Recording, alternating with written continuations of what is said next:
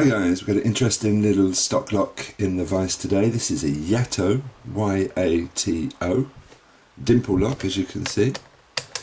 Came to me from the Keymaster in my recent package. Looking at this one, we can see it's extremely interesting. It's got 2 rows of 4 dimple pins and 1 row of sliders. Now the sliders are all very, very evenly placed. These sliders seem to be more or less in the middle of the lock, and when you put the key in, it kind of pushes them basically all over to the left. So what we're going to try to do is pick the pins. I've picked this once before, a couple of minutes ago. Tell you what happened. I thought I'd picked all of the pins, and then I fuddled around with the sliders and thought I'd set all of the sliders. The lock wouldn't open, and I went a bit deeper on one of the pins, or 2 of the pins I think it was, on the right hand line, and the lock popped open. I'm going to try and do the same thing again now. But you know, when you try and do the same thing again a second time, it doesn't always happen. So we're going in. Did I just... yeah, hang on. Just got to make sure I'm setting all the sliders into the normal position now. Okay. So we're going to go in with this very heavily modified Honest Dong. It's probably the smallest, the finest pick I've got, which is great for all of these pins. Here we go. We're going for number 1 on the left row. It's a tricky one. I think we maybe got it. Number 2 on the left row. There was a click. Number 3 on the left row.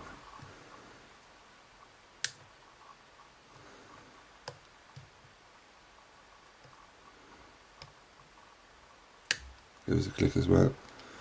We'll come back. Number 1 came up, and number 4 on the left row. There was a click as well. So theoretically, that's the left row of pins set. Let's come down the right row. We do have a binder on number 3. That gives a little movement on the core. We also have number 4 binding. Okay. Now number 2 and number 1. Okay, a little movement on the core kind of tells me that the pins are set. So what we've got to do now is do a bit of wiggling, jiggling on the sliders. I'm going to do that with a Sparrow's Low HD. Pick I never actually use for picking anything, but it works for me on Schleg Everest check pins, and it seems to work for me on these sliders.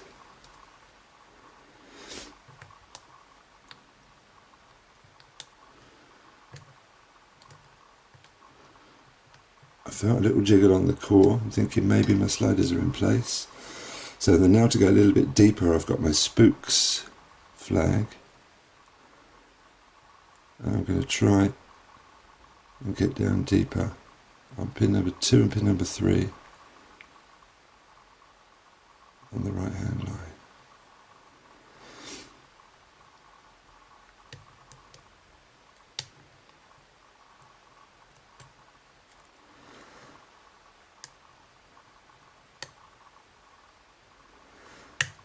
Number 3, number 1's popped back up.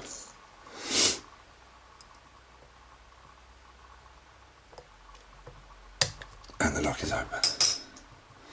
Wonderful. So this is a YATO, 8 pins, 4 sliders. Can we close it back up? Yes we can. Alright, let's get it open and have a look and see what we can find. Just pop that down with my pliers. Once again, I can't undo my camera fixing, excuse the noise.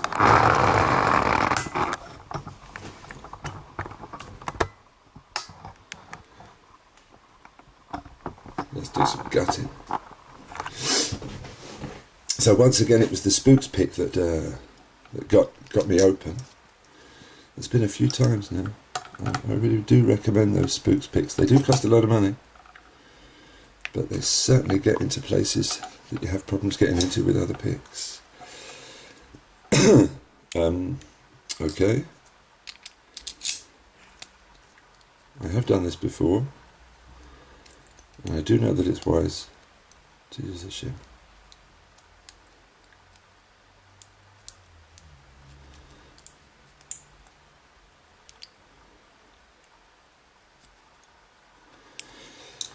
Alright, so we've got a sidebar to worry about.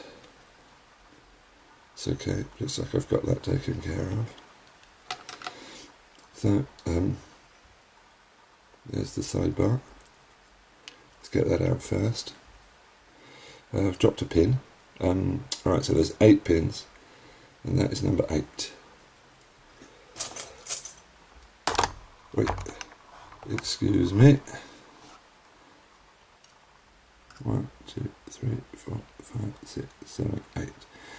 Let's drop the key pin down. Now the sidebar's not any danger.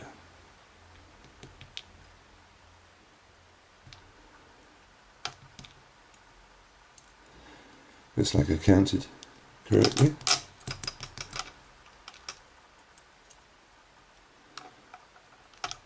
Alright, there's our 8 key pins. So what have we got? We've got 2 little springs for the sidebar. Because we'll just drop them out like that. 2 little springs for the sidebar. Our sliders are all in place, of course. I suppose we can drop those out here. We're going to call them 1, 2, 3, 4, starting from the front of the lock.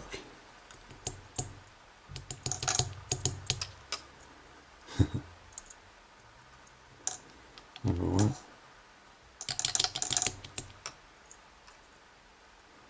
Number 2.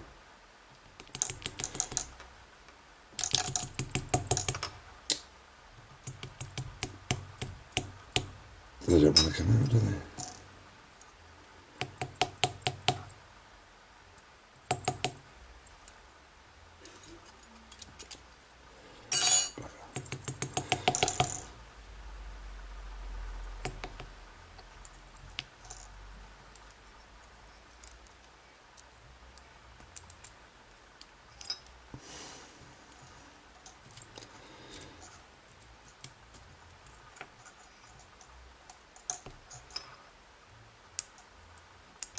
Be very shy.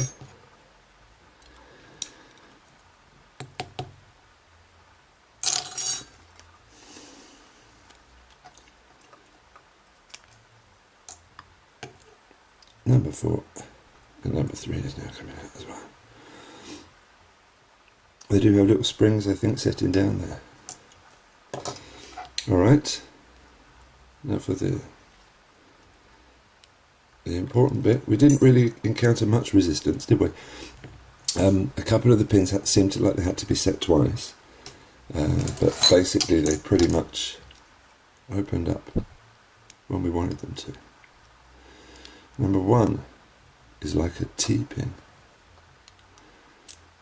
Number 2, and all of the others are identical barrel spools.